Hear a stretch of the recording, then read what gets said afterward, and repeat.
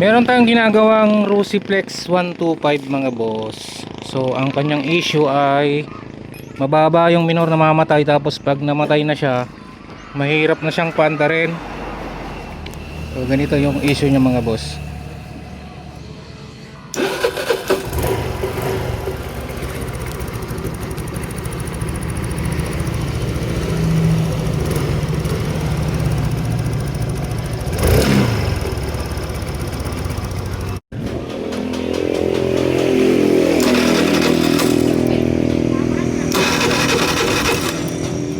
Ayan mga boss, napakahirap niyang paandarin pag namatay. Yan. Tapos pag umandar naman, bigla na lang siyang namamatay, no? Masyadong mababa yung minor. Pero minsan hindi naman siya namamatay. Oh, bago na rin yung kanyang spark plug. Ngayon ang pinapagawa sa akin, pinapalinis yung throttle body. So ang gagawin ko muna mga boss, re-reset ko muna yung kanyang ISC. Tapos pag wala pa ring minor, tapos mahirap pa ring paandarin, saka ako lilinisin yung throttle body, no?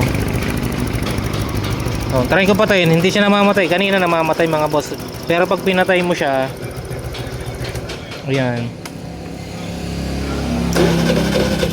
napakahirap niyang pakbuhayin. Ayan o.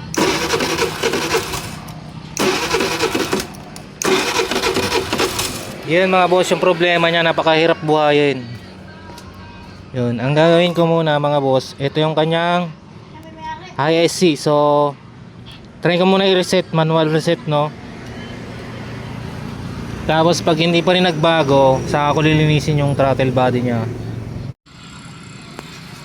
Ayan, buksan natin yung kanyang ISC. So mayroon tong screw na bulaklak Philip.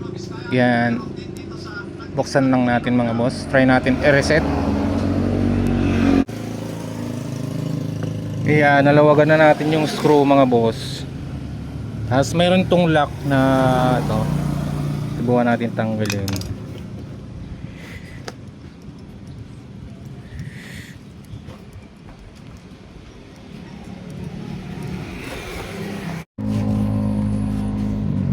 Okay mga boss, ganito yung itsura ng kanyang ISC. So hindi pala siya nare-reset ng mano-mano, no?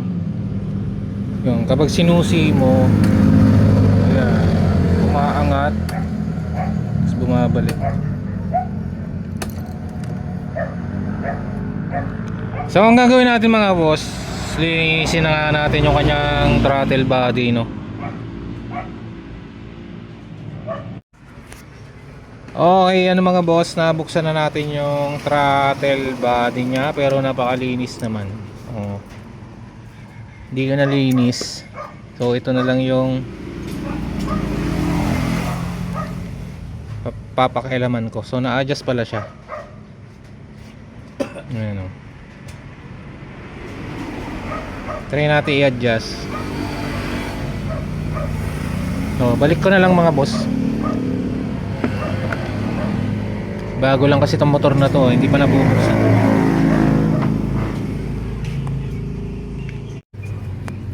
Yan mga boss, binalik ko na yung throttle body, no, kasi malinis siya.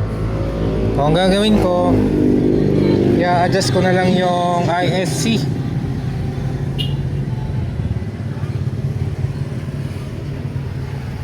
So ito mga boss yung ISC ng Rusiflex 125. Adjust siya. Ang una ko nga palang gagawin, isasagad ko muna siya, no? Tapos paandarin ko. Kaya nakasagad sa baba.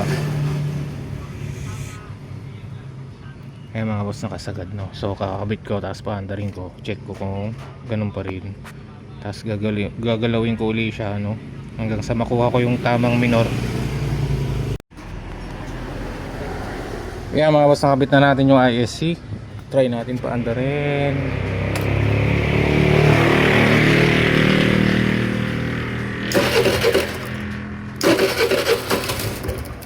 Jog.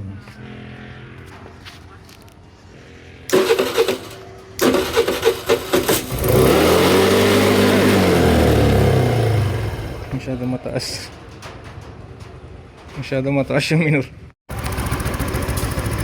Okay mga boss, nakapit na natin no, yung ISC. So sa unang attempt natin, napakataas ng minor. So yun, napahanap lang natin yung kanyang timing no. So yun nga, okay naman na siya ngayon.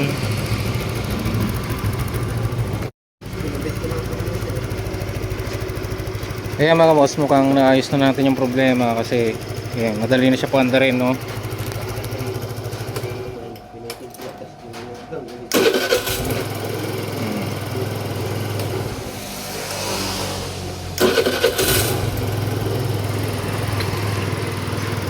So ayan, okay na mga boss. Ang ginawa nga pala natin, nag-tune up din tayo kasi nakadikit yung isang tapet no, nakatukod yung exhaust nito. So wala dito yung problema, nandito mga boss.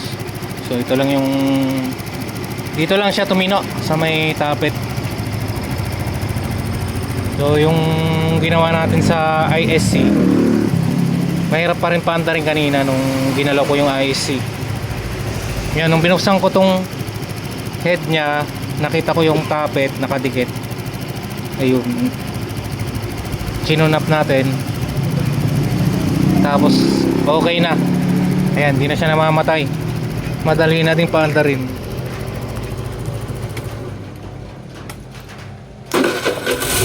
Ayan, Rusiplex. Ayun, si bossing yung may-ari.